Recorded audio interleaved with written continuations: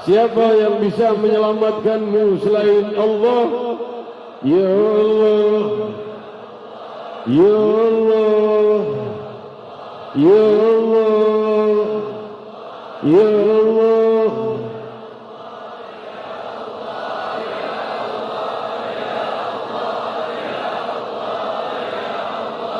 Rasul bersabda riwayat Sahihul Bukhari, wa in husiba udzib, kalau dihisab oleh Allah masuk nerakalah manusia. Ya Allah, Ya Allah, Ya Allah. Berkata Sayyidatuna Aisyah, wahai Rasul, bukankah ada firman fasanuyassiruhu fasawfa nuhasabu hisaban yasira? Ya Allah, akan kami beri mereka hisab yang mudah. Rasul berkata, betul, walakin wa in khusim udzib, kalau Allah desak dengan pertanyaan maka hamba akan masuk neraka. Ya Allah, jangan desak kami dengan pertanyaan di saat kami dipertanggungjawabkan. Ya Allah, Ya Allah, setiap nafas ibadah dipertanggungjawabkan apakah sudah disyukuri. Setiap nafas maksiat dipertanggungjawabkan kenapa memperbuatnya.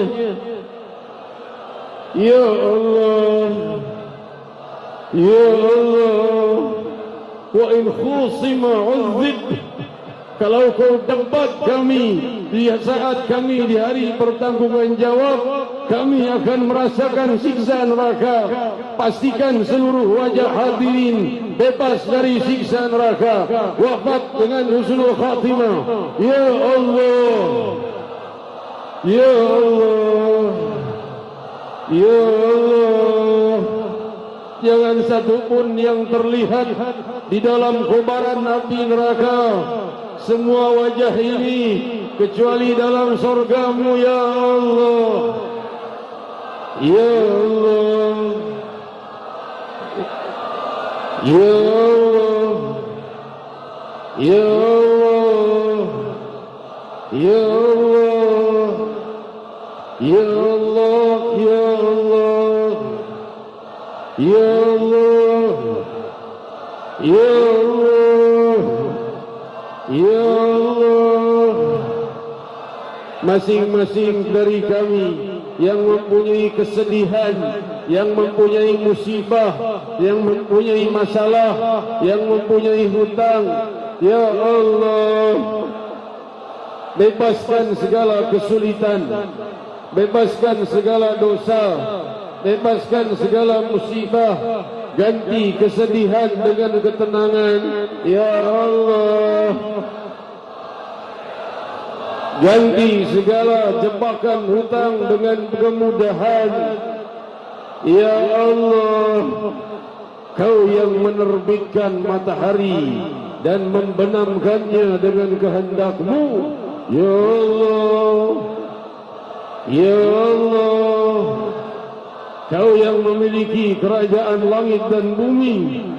Ya Allah, 50.000 muslimin muslimat menyeru-Mu di malam ini, meminta rahasia kedermawanan-Mu diterbitkan dan tidak pernah terbenam untuk kami sampai kami berjumpa dengan-Mu. Ya Allah, Ya Allah, mustahil kami dapatkan selain dari-Mu. Ya Allah, Ya Allah, Ya Allah, Ya Allah, Ya Allah, Ya Allah, Ya Allah, Ya Allah, Ya Allah, Ya Allah, Ya Allah. Tahan segala musibah dan singkirkan sebelum turun pada kami pada kami, pada keluarga kami, pada sahabat kami, pada kota kami, pada bangsa kami, pada barat dan timur.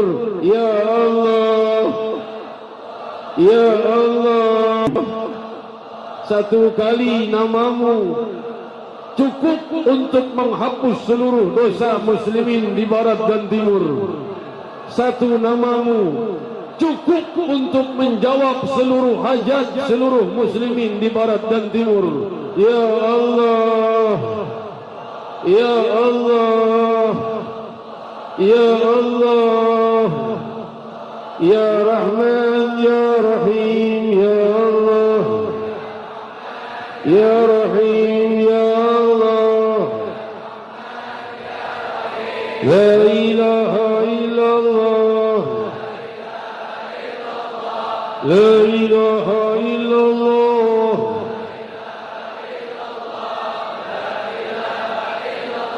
La ilaha illallahul azimul halim, La ilaha illallahul azimul halim, La ilaha illallah rabbul arshil azim, La ilaha illallah rabbul arshil azim, La ilaha illallah rabbus samawati wa rabbul ardi wa rabbul arshil karim, La ilaha illallah rabbus samawati wa rabbul ardi wa rabbul arshil karim. Muhammadur Rasulullah sallallahu alaihi wasallam kalimatul haq. Ya nahya wa ya namut wa la nab'at insyaallah taala minal aminin.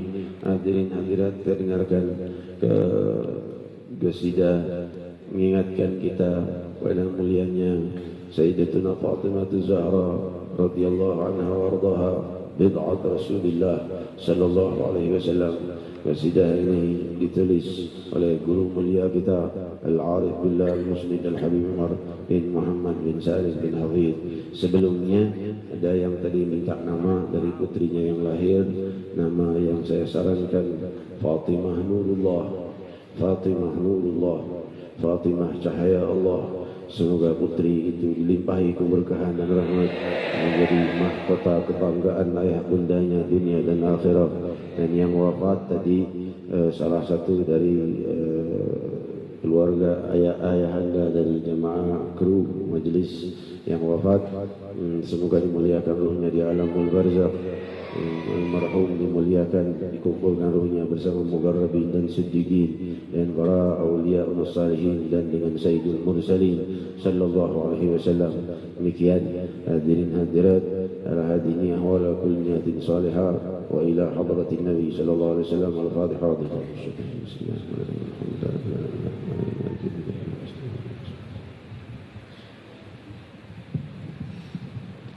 مولاي صل وسلم دائما ابدا على حبيبك خير الخلق كلهم. مولاي صل وسلم دائما ابدا على حبيبك خير الخلق كلهم.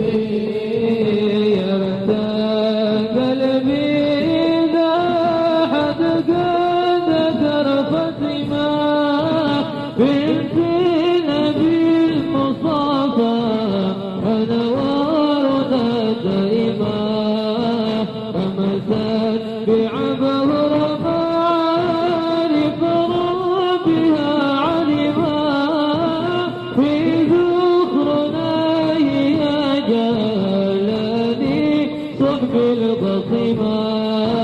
مولاي صل وسلم دائما ابدا على حبيبك خير الخلق كلهم. مرورها في المعالي دوب متلازمة أيامها والليالي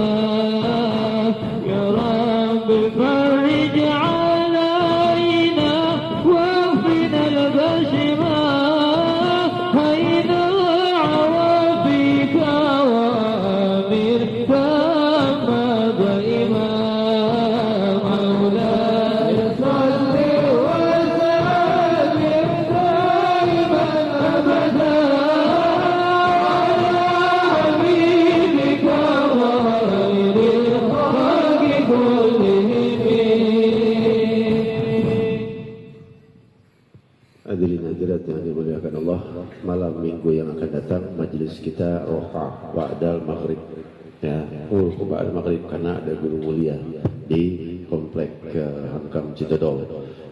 Beliau sendiri menyampaikan tausiah ba'dal maghrib sampai isya, makan malam lalu selesai malam minggu yang akan datang, istirahat hari minggu paginya haul ya. Demikian saudara-saudariku yang memuliakan, wa narju ونتشرف بحضور فضيلة الشيخ الشريف الداعي إلى الله الشيخ هشام كرباني متعنا الله به لحضوره في جلسة ليلة الثلوث الآتي في جلسة كبيرة والذكر تبليغ أكبر مجلس رسول الله صلى الله عليه وسلم في مونومين ناسيونال موناس untuk hadir bersama Syekhina Kiram Al-Arif Al-Muslim Al-Habib Umar bin Muhammad bin Salim bin Habib. Mohon disampaikan kepada beliau agar undangan kita dengan segala hormat kehadiran beliau malam Selasa yang akan datang sangat kami tunggu-tunggu. Demikian juga Syekh Jibril yang hadir agar bisa hadir malam Selasa yang akan datang di Monas pukul 20.30 waktu Indonesia bagian Barat. InsyaAllah dihadiri lebih dari 2 juta muslimin muslimat. Dan malam tahun baru di Gelora Bung Karno Senayan juga disampaikan, tolong sampaikan, terjemahkan kehadiran beliau di malam tahun baru, karena malam tahun baru itu malam yang paling menyedihkan hati Rasulullah Sallallahu Alaihi Wasallam, malam paling banyak maksiat umat Muhammad Sallallahu Alaihi Wasallam sepanjang tahun itu malam tahun baru. Itu malam yang sangat menghancurkan hati Rasul sallallahu alaihi wasallam. Betapa gembiranya kalau ada 10 yang kumpul zikir, apalagi 100, apalagi 1000, apalagi 10.000, apalagi jutaan pemuda zikir kepada Allah bersama guru mulia kita, insyaallah menjadi hadiah untuk Nabi kita Muhammad sallallahu alaihi wasallam yang membuat senyum beliau 1000 kali kita wafat mengorbankan nyawa kita belum berharga dari sesungging senyum di bibir Sayyidina Muhammad sallallahu alaihi wasallam. Hadirin hadirat, mengucapkan kalimat talqin dan doa penutup dari guru kita Fadilatul Sayyid Al-Habib Hud bin Muhammad Baqir Abbas. Ya, tafadhal mashkur. قال رسول الله صلى الله عليه وسلم أفضل ما قلت أنا والنبيون من قبلي لا إله إلا الله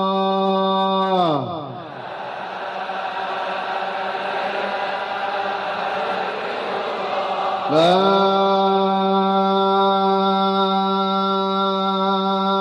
إله إلا الله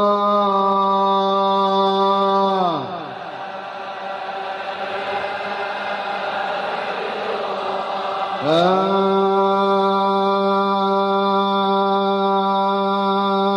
إله إلا الله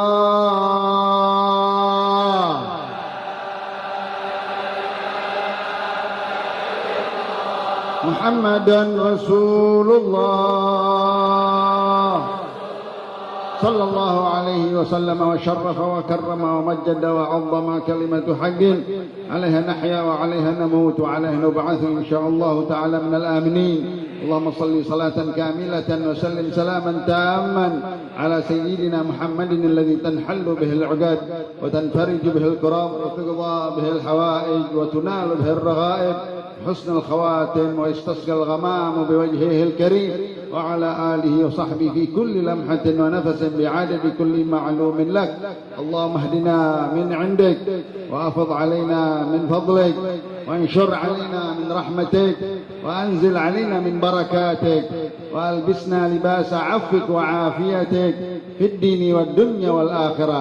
وصلى الله على سيدنا محمد النبي الأمي وآله وصحبه وسلم والحمد لله رب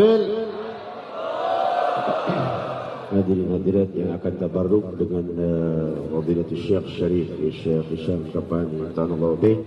Beliau ini ribuan orang yang masuk Islam di tangan beliau. Tabarruknya dengan adab, dengan akhlak. Kalau mas saya setiap malam Selasa kan ya. Kalau mau tabarruk dengan Fadilatul Syekh Hisham dengan adab, dengan akhlak, tafadhal.